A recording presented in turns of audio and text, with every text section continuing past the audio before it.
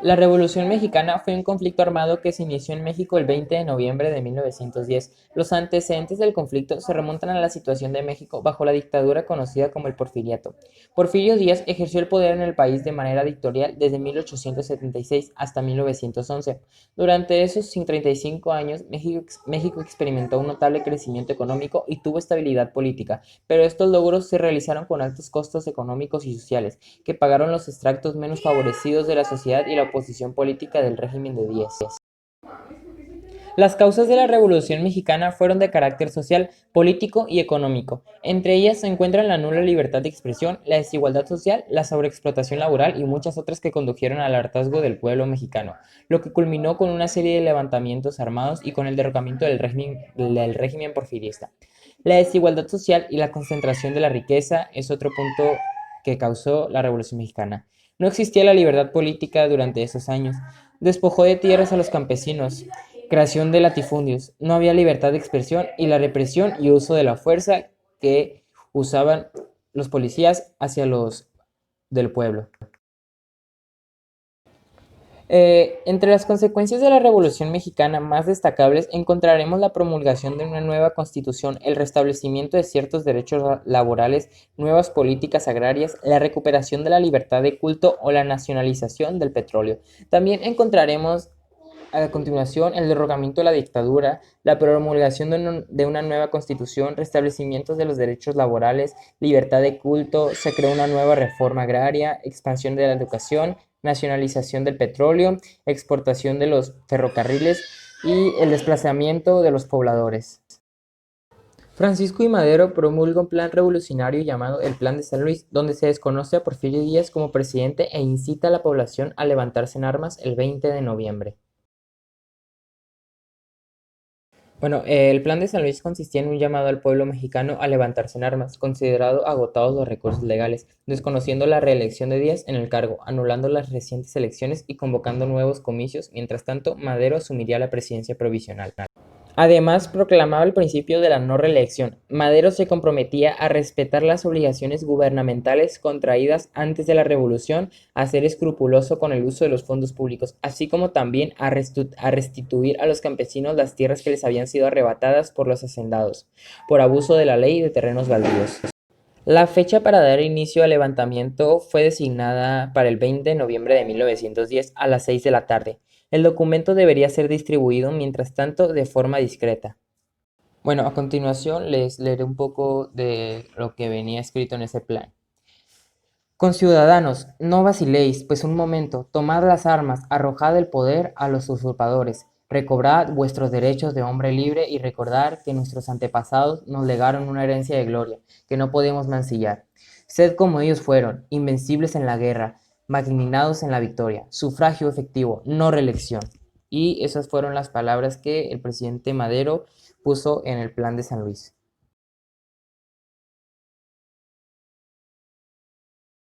Las consecuencias de este plan pronto llegaron a la Ciudad de México, donde había copias del Plan de San Luis. La prensa capitalina informaba del desarrollo de un posible complot. El 18 de noviembre de 1910 se descubrió una conspiración en contra de Díaz en la ciudad de Puebla. Aunque no se inició un verdadero movimiento el 20 de noviembre como resultado de la convocatoria de Madera, pero sobre todo sus promesas de una forma agraria, comenzaron a surgir levantamientos armados a lo largo de México en 1910, en el norte comandados por Pascual Orozco y Pancho Villa, y en Morelos por Emiliano Zapata, cuyos triunfos militares finalmente culminaron con la renuncia de Porfirio Díaz, el triunfo de Madero en las elecciones presidenciales de 1911. En 1911, Emiliano Zapata promulgó el Plan de Ayala a fin de que para que se le restituyeran las tierras a los indígenas.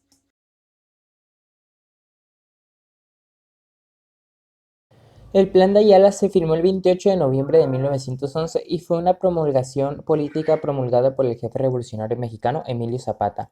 Dentro de la Revolución Mexicana, en el que se desconoció el gobierno del presidente Francisco Madero, a quien acusó de traicionar las causas campesinas.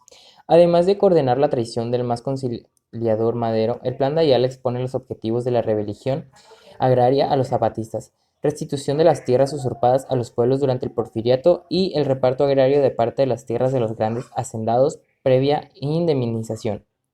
Don Francisco I. Madero promulgó el Plan de San Luis, nombrando así porque fue esa ciudad donde Madero comenzó a concebirlo. En el año de 1913, Victoriano Huerta traicionó a Madero, a lo que esto se le llama como la Decena Trágica, por lo que Madero es asesinado en ese momento.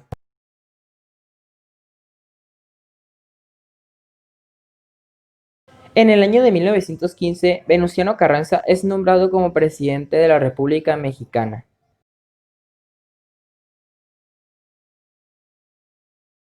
El 31 de marzo de 1917 convocó a elecciones para diputados y senadores a la 60ª legislatura del Congreso de la Unión y para presidente de la República. Postulado para el Partido Liberal Constitucionalista, ganó las elecciones y el 1 de mayo de 1917 tomó posesión como presidente constitucional de la República. José de la Cruz Porfirio Díaz Mori, también conocido como Porfirio Díaz, que nació el 15 de septiembre de 1830 y falleció el 2 de julio de 1915. Francisco Ignacio Madero González nació el 30 de octubre de 1873 y fue asesinado el 22 de febrero de 1913. Emiliano Zapata Salazar, también conocido como Emiliano Zapata, nació el 8 de agosto de 1879 y fue asesinado el 10 de abril de 1919.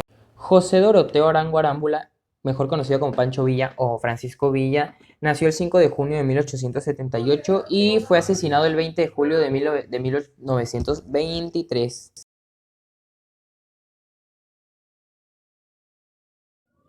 Bueno, vamos a empezar con un resumen, resumiendo todo lo visto en el video para dejarlo un poquito más claro. Cuando Díaz llegó a la presidencia, los primeros años de este fueron años favorables para el país, ya que introdujo lo que es el ferrocarril, hubo mucho... México prosperó mucho en ese ambiente. Debido a que Díaz se le podría decir que se le subió el poder, no quiso soltar la presidencia y se estuvo religiendo y su dictadura, eso ya es dictadura, se duró más de 30 años en el poder. Bien, tras esto varios héroes se levantaron en armas, o sea, para desconocer a Díaz como presidente de México, para así acabar con pues, la corrupción, la dictadura y poder hacer un México mejor. Estos fueron Francisco I. Madero, Pancho Villa, Emiliano Zapata. Y hubo muchos más, pero estos tres fueron los principales que lograron, esos tres fueron los principales que estuvieron en la Revolución Mexicana. Dato curioso de ellos tres es que los tres fueron asesinados, ninguno murió por causas naturales, debido a que estos eran jefes militares. Así que pues, los traicionaron y murieron. Y pues la Revolución Mexicana trajo muchas consecuencias positivas, ya que pues se derrocó la dictadura, el país estaba en un mejor estado, se acabó la corrupción, las tierras, se le devolvieron las tierras a los indígenas, que en realidad eso es lo que se buscaba en la Revolución Mexicana, ya que tras la dictadura de Díaz las tierras les fueron arrebatadas. Pues eso fue todo por mi parte, eso es mi video, espero les haya gustado, gracias.